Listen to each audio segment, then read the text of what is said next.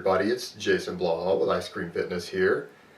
Alright, I have gotten tons of questions on this, and it has even come up in the Monday Q&A thread about 5 different times. People keep asking me for my opinion on sumo versus conventional deadlifts, and I'm going to try to answer that for you guys a little bit today. But hold on, let me give you guys a bicep shot first.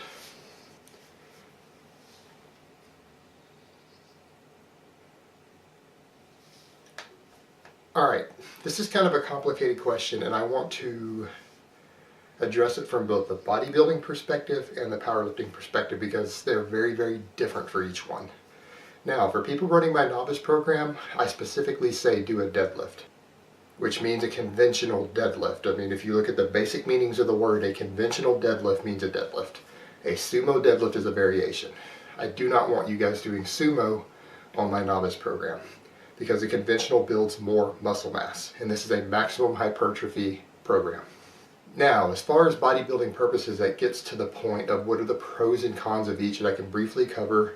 Flat out, the conventional deadlift puts more muscle mass on you, period. It works more muscle groups, and it particularly puts more mass on your hamstrings and on your back. And I'm talking your entire back, your spinal erectors, thoracic erectors, your traps, your latissimus dorsi. All of those muscles are going to get a little more stimulation off the conventional deadlift. Now, the downside there is that it puts more stress on the lower back, on the lumbar region. Now, this can be a good thing if you're trying to build up in strength in that area, but it does put more stress on it, and that is an area of the body that does take longer to recover sometimes in terms of connective tissue. So it can reduce the frequency as one example of one downfall at which you can deadlift safely without developing an overuse injury. And it can take a little longer to recover from accordingly. So that's kind of the problems there. Now, for some people, the sumo deadlift, they can pull more weight on it, but it's only people with certain leverage disadvantages. Say people with long legs and short arms, for example, can usually pull more sumo. I pull less sumo.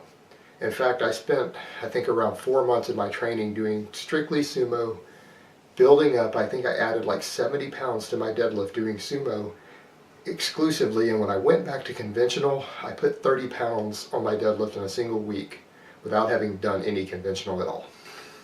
It completely carried over, and when I went back to my normal conventional, which is better for me, my deadlift immediately shot up. But for some people, it gives a leverage advantage, and it's because the sumo deadlift is a partial, and so actually some powerlifters over the years have demanded that federations ban it because it's basically a cheat movement that cuts several inches out of the range of motion. But for some people it's a huge advantage. For some people it gives no advantage and even a disadvantage, but for some people's leverages it lets them pull 50 or 60 pounds more weight. So going to the powerlifting end, if you pull more with sumo than you do conventional due to your structure and you're a competitive powerlifter, obviously you should spend more time doing sumo because that's what you're going to do in meets. So that's what you're going to use. But I think all powerlifters should have some basic skills at both. They need to do a little bit of both. And the reason is they stress different support muscles differently. And if you happen to pull or injure something, say when you're doing a squat at a meet,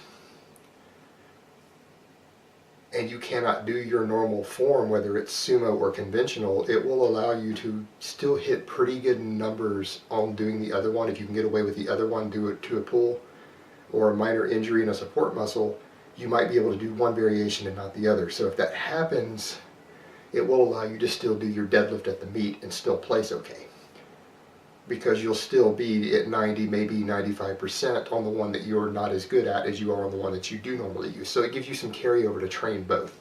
Now, going over to bodybuilding purposes, just for overall size, the conventional deadlift is going to win. I mean, if you're wanting to build your back and things up. Now, the sumo deadlift is going to give you a little more hip development and a little more quad development, but it's going to be at the expense of your hamstrings and your back.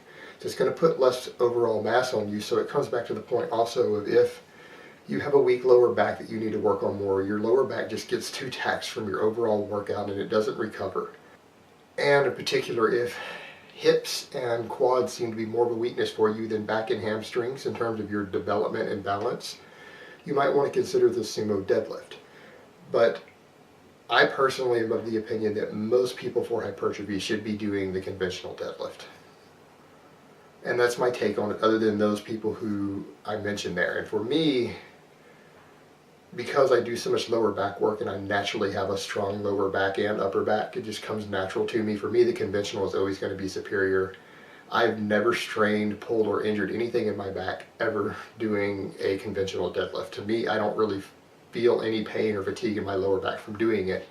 But I also have spent a lot of time building up my lower back, doing tons of heavy good mornings my whole training career, and I just naturally have a strong, durable lower back. But other people don't necessarily have that advantage, and their lower back fatigues easily, and so they might want to work with a Sumo. But for everyone, I would rather them start with the conventional and master it before they go and try the variation of the Sumo. Alright guys, so I hope that answers the questions everyone has on this. Please stop asking me in the comments every day, because that's my take on it. So I hope this has been informative, and I will talk to you next time.